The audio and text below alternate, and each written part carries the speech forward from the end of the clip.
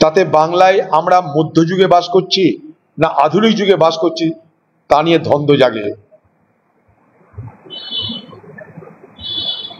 বৃষ্টি হলে জল জমবে ঠিক আছে, বন্যা পরিষেবা ঠিক আছে, কিন্তু এইভাবে বিদ্যুৎ পৃষ্ঠ হয়ে একের পর এক মানুষের মৃত্যু মিছিল আমাদের সকলকে অবাক করে দিয়েছে এবং এই সরকারের চূড়ান্ত ব্যর্থতাকে, এই সরকারের নগ্ন প্রশাসনকে আজকে মানুষের সামনে প্রকাশ করে দিয়েছে। এই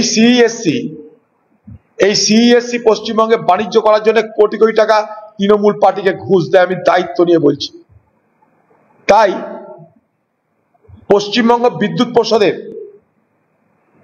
তার এক ধরনের রেট, এক ধরনের তার ভাড়া, আর সিএসসি তার এক ধরনের ভাড়া, এক ধরনের রেট। তার তৃণমূল পার্টিকে, তৃণমূল সরকারকে ঘুষ দেওয়ার বিনিময়ে সিএসসি কলকাতার বুকে একচ্ছত্র রাজত্ব করছে। কখনো দেখবেন না পশ্চিমবঙ্গ সরকার অন্য কোনো বিদ্যুৎ সরবরাহকারী সংস্থাকে পশ্চিমবঙ্গে সস্তায় বিদ্যুৎ দিতে পারবে কিনা তার জন্য কোনো টেন্ডারের আহ্বান করছে।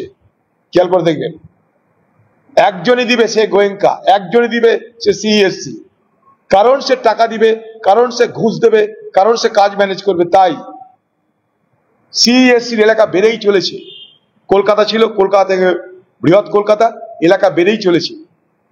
একদিকে যেমন যখন পশ্চিমবঙ্গে বিদ্যুৎ পরিষদ ধুঁকছে, উঠে যাওয়ার অবস্থা, ধুঁকছে, নতুন কর্মচারী নিতে পারে না, মাইনে দিতে পারে না, তখন সিইএসসি এই পশ্চিমবঙ্গে ঘুষ দিয়ে ব্যবসা করে কোটি কোটি টাকা কামিয়ে চলেছে। আর সেই ব্যবসা করতে গিয়ে পশ্চিমবঙ্গের সাধারণ মানুষকে আজকে প্রাণ দিতে হচ্ছে, জীবন দিয়ে সিইএসসির মুনাফা অর্জনের ব্যবস্থা করে দেওয়া হচ্ছে। কেন বিদ্যুৎ পরিষেবা করতে গিয়ে যে সমস্ত নিয়ম নীতি মেনে চলা উচিত সেগুলো মেনে চলছে না, সেগুলো মেনে চলছে না বলে বিদ্যুৎ পৃষ্ঠে মানুষের মৃত্যু হচ্ছে।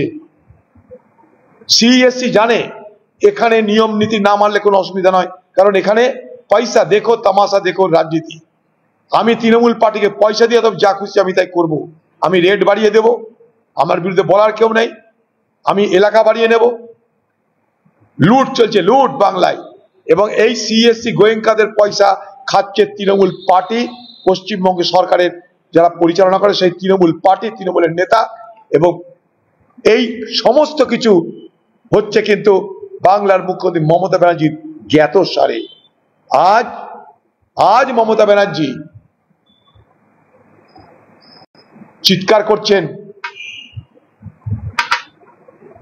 দোষ দেওয়ার চেষ্টা করছেন।